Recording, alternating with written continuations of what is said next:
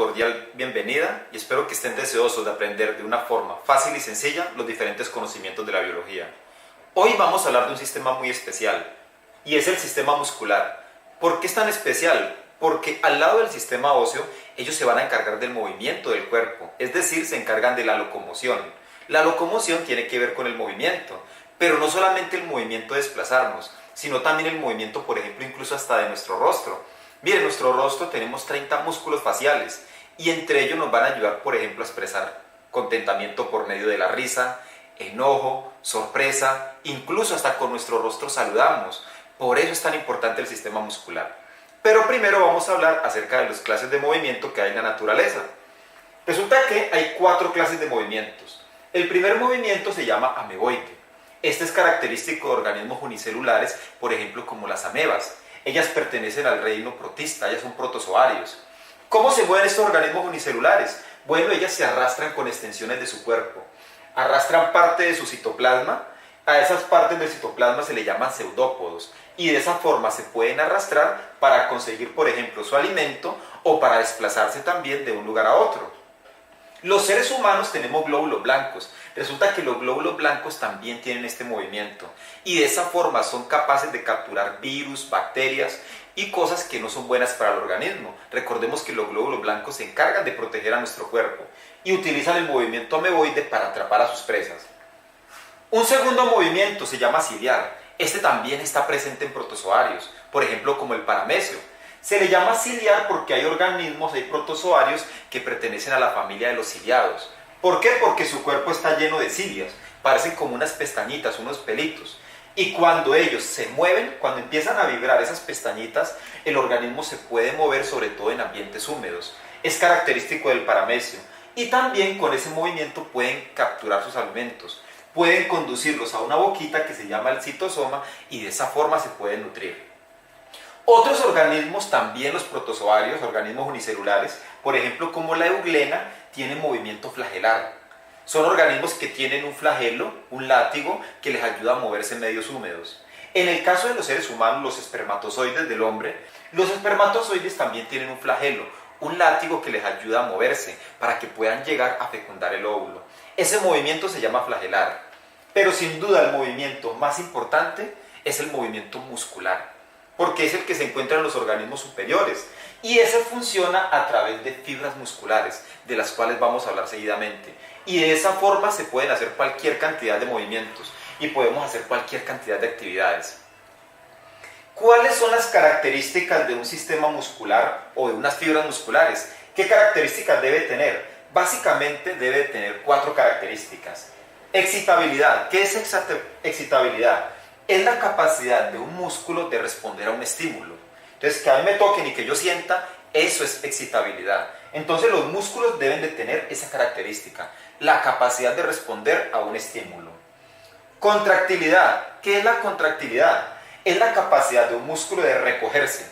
Al recogerse se hace más fuerte y se puede emplear más fuerza, se van a cortar. Pero así como se puede contraer, tiene que tener la capacidad de extenderse. Esa es la tercera capacidad o propiedad, extensibilidad, la capacidad de relajarse y alargarse nuevamente. Y debe tener elasticidad, haga de cuenta como un caucho, la capacidad de deformarse o de alargarse y volver a su estado original. Eso es elasticidad y los músculos deben de tener esas características. Clases de músculos. ¿Qué músculos tiene el cuerpo humano? Hay un músculo que tenemos, son 3, vamos a hablar del primero. Hay uno que se llama el músculo esquelético. También se le conoce estriado porque sus fibritas están llenas de estrías, tienen estrías. Entonces por eso se le llama también músculo estriado, porque está lleno de estrías. Este músculo es muy importante, ¿por qué? Porque ese es el que se encuentra en todo el esqueleto. Donde hay huesos, ahí hay músculo esquelético. Aquí hay músculo esquelético, aquí lo tenemos. En todo el cuerpo tenemos músculo esquelético. Y ese músculo tiene una característica muy especial. Y es que tiene un movimiento de tipo voluntario. ¿Qué quiere decir? Que estos músculos se pueden mover bajo el control consciente. O sea que nosotros indicamos hacia dónde se va a mover. ¿Es importante eso? Claro.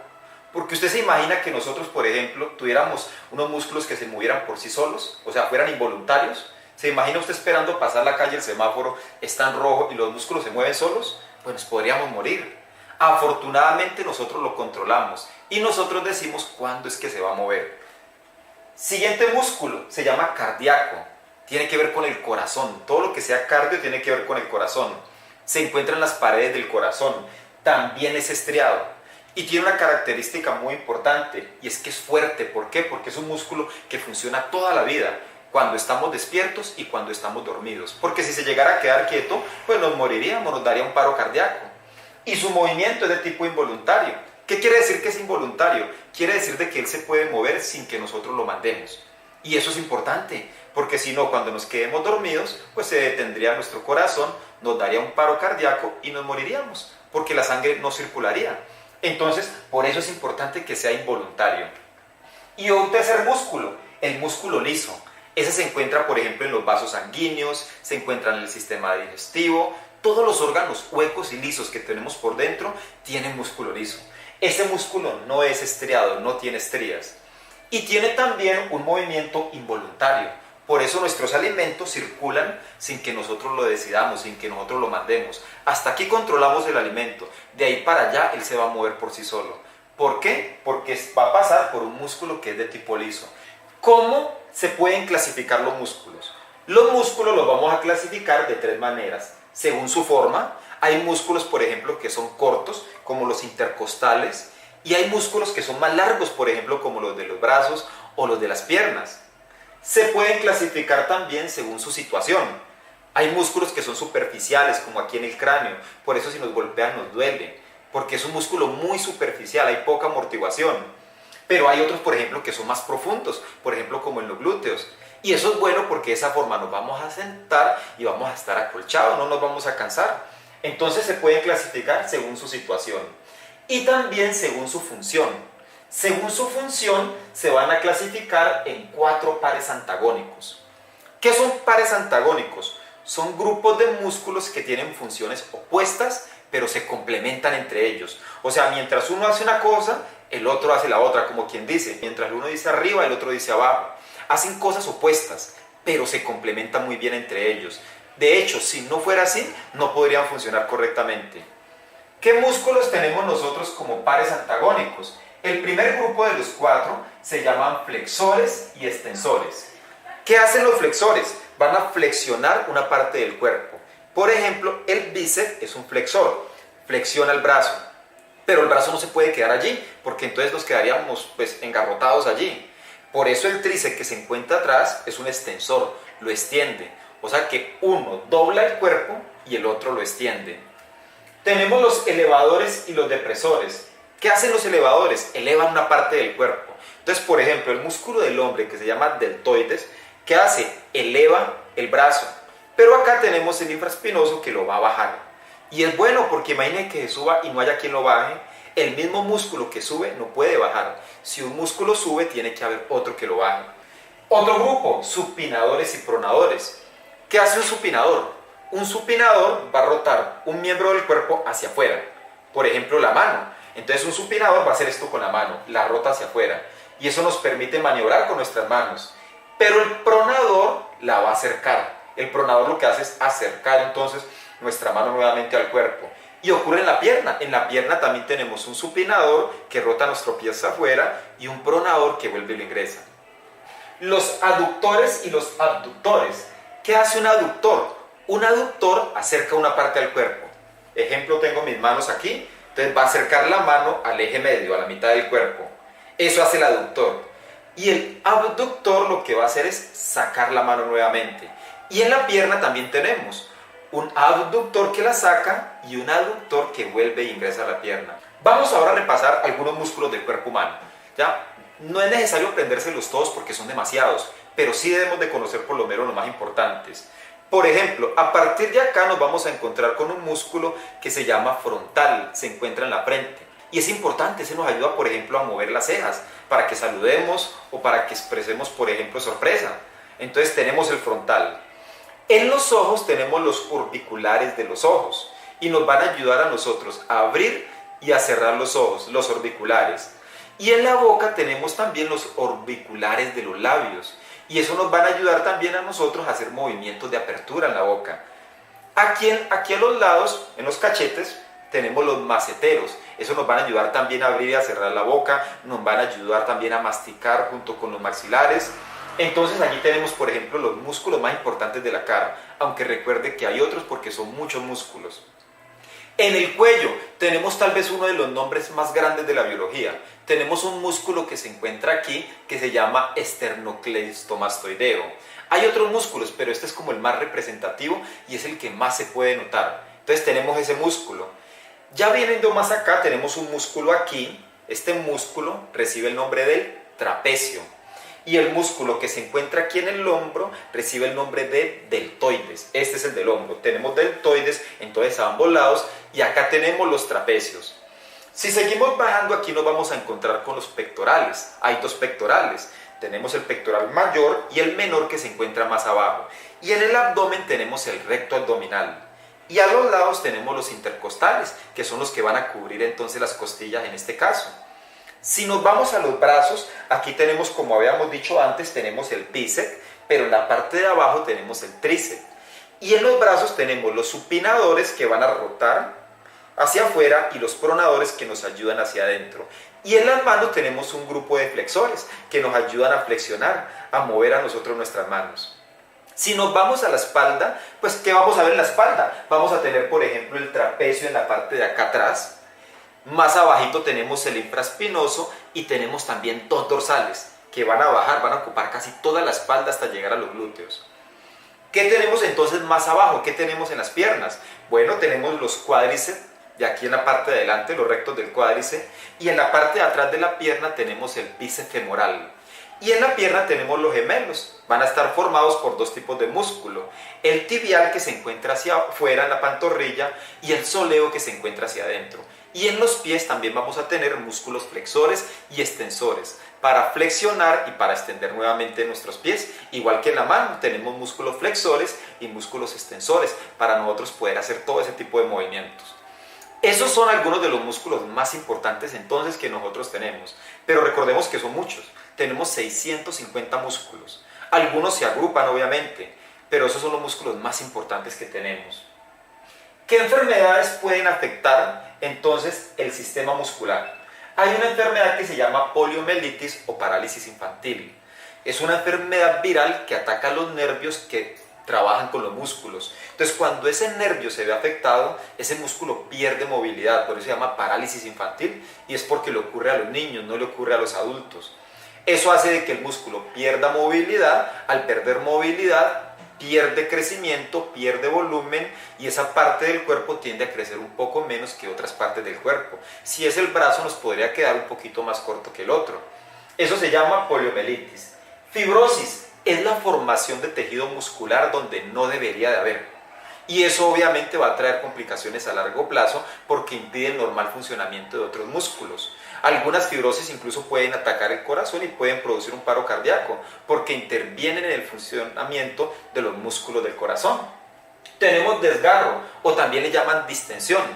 Es cuando hacemos ejercicios, por ejemplo, o hacemos una fuerza y no hemos tomado medidas. Por ejemplo, cuando vamos a hacer un deporte siempre se debe calentar. Calentar es mover el músculo al que le vamos a trabajar. Si voy a mover el brazo, entonces calentar el brazo, calentar la muñeca. Si voy a trabajar el pecho, entonces mover el pecho. ¿Cuál es el objetivo? Que las fibras musculares eleven la temperatura. Al elevar la temperatura se vuelven más elásticas y no se van a romper tan fácil. Porque cuando hay un desgarro hay un rompimiento muscular. Entonces, ejercicios de calentamiento y ejercicios de estiramiento. ¿Qué es un ejercicio de estiramiento? Por ejemplo, hacer esto. Estos son ejercicios de estiramiento. Se hace para que los músculos se pongan un poco más flexibles y de pronto de una forma brusca no se vayan a desgarrar o se vayan a romper. Y eso sí que duele y la recuperación toma tiempo. Y nos tocaría dejar por un tiempo hacer los ejercicios que nos gustan. Entonces, eso es lo que le llaman desgarros o distensiones musculares. Tenemos una hernia. ¿Qué es una hernia? Nosotros estamos repletos en la parte abdominal de intestinos. Tenemos entre 8 y 9 metros de intestinos. Y están ahí bien organizaditos. ¿Por qué no se salen? Porque hay un músculo del recto abdominal que lo está cubriendo. Pero a veces, por una fuerza mal hecha o un músculo poco fortificado, se puede romper uno de esos músculos, un pedacito. Y esos intestinos, esos 8 o 9 metros que están allí, intentan meterse por esa grieta. por eso se va a formar una bolita y el médico lo va a palpar a ver si tiene una bolita.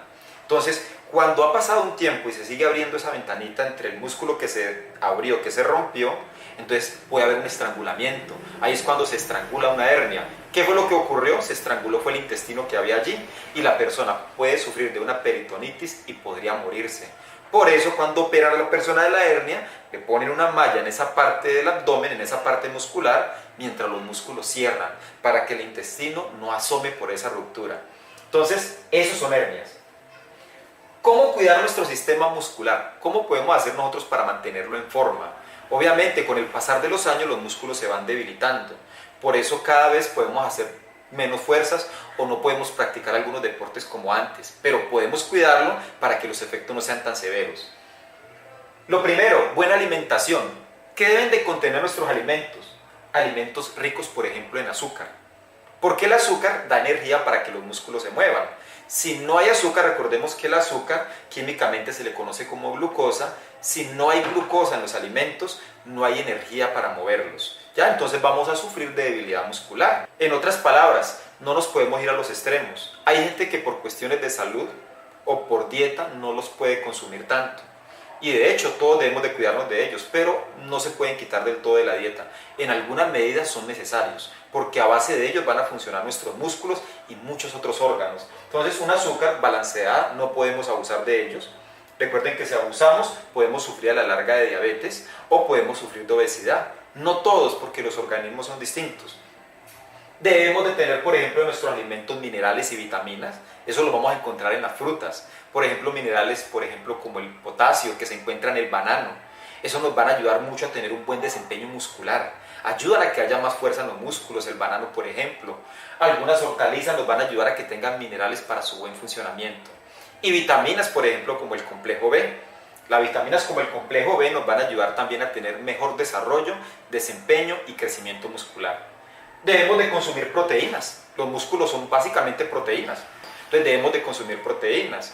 ¿Dónde las vamos a encontrar? La mejor fuente son los alimentos de origen animal, como la leche, los huevos, el queso, la carne del pescado, del cerdo, del pollo. Todo lo que provenga de los animales va a ser rico en proteínas. Y por eso es importante consumirlos, para poder renovar nuestro sistema muscular. Y algo muy importante, siempre estar bien hidratados, tomar agua. Eso va a ayudar a que nuestros músculos funcionen bien. Otra cosa importante, ejercicio adecuado. Hay ejercicios que no son adecuados para la edad, entonces no debemos de hacerlos. O hay ejercicios que le van a poner una carga superior a la que el cuerpo puede responder. Y ahí es cuando pueden venir los desgarros musculares. Entonces, ejercicio adecuado. Hay dos tipos de ejercicios. Hay ejercicios anaeróbicos y aeróbicos. Los ejercicios anaeróbicos se hacen gracias a unas fibras que tenemos, unas fibras musculares que se llaman fibras claras. Esas fibras claras trabajan casi sin oxígeno y trabajan en esfuerzos que son rápidos, severos, y eso ayuda a que el músculo crezca. Entonces, cuando una persona quiere que su músculo le crezca, lo que hace es ejercicios cortos, pero donde haya mucha fuerza. Entonces, levanta peso, obviamente moderado, hay que tener en cuenta el peso, va a levantarlo durante poco tiempo, pero con suficiente peso. Ahí van a trabajar las fibras claras. Entonces el cuerpo va a empezar a agrandar esas fibras, van a empezar a llegarle más sangre, más fluido sanguíneo, y van a empezar a alimentarse en esas fibras y a crecer. Pero también hay ejercicios de tipo aeróbicos. En esto se consume mucho oxígeno. Y lo van a hacer unas fibras musculares como estas, pero se llaman fibras oscuras. Esos ejercicios son más de resistencia. No son de fuerza, sino de resistencia. Mientras los anaeróbicos eran cortos, estos son largos. Entonces, por ejemplo, trotar media hora, una hora trotando, o hacer bicicleta. Son esfuerzos prolongados, pero no son vigorosos. Y eso nos van a ayudar a tener resistencia. Mientras los anaeróbicos nos dan volumen, masa muscular, esto nos van a dar a nosotros resistencia a nuestro cuerpo. Y otra cosa muy importante que a veces no tenemos en cuenta, el descanso. Usted se puede matar en el gimnasio haciendo ejercicio, pero si el músculo no descansa, no se repara, no va a trabajar bien. Por eso es importante el descanso. Y no solamente para el sistema muscular, sino para todos los sistemas. En el día, todos nuestros órganos están trabajando, el cuerpo no tiene tiempo para repararse. Estamos pensando, estamos hablando, estamos haciendo muchas cosas, trabajando, estudiando, pero en la noche todas esas actividades cesan y el cuerpo entra en un proceso de reparación. Y eso incluye nuestro sistema muscular. Si seguimos estos 3 hábitos o estos 3 consejos, vamos a tener un buen sistema muscular y también los demás sistemas se van a encontrar en buen estado. Bueno, ya con esto entonces terminamos la clase del sistema muscular. No olvide por favor repasar bien el video, mírelo, si tiene que volver a estudiarlo, hágalo. Lo importante es que aprendamos a conocer nuestro cuerpo. Es una máquina maravillosa que nos ha dado el Creador y entre mejor la conozcamos, mejor la cuidamos. ¿Y por qué? Porque al conocerla vamos a entender lo compleja que es, lo valiosa que es, y eso nos va a invitar a que la cuidemos, a que la valoremos. Es un regalo que el Creador nos ha dado y vale la pena que la preservemos en buen estado. Les agradezco por haber prestado atención. Recuerde, si no ha hecho la suscripción, hágalo por favor para que pueda ver los videos más fácil y no olvide dar me gusta. Bueno, les agradezco mucho por haber prestado atención.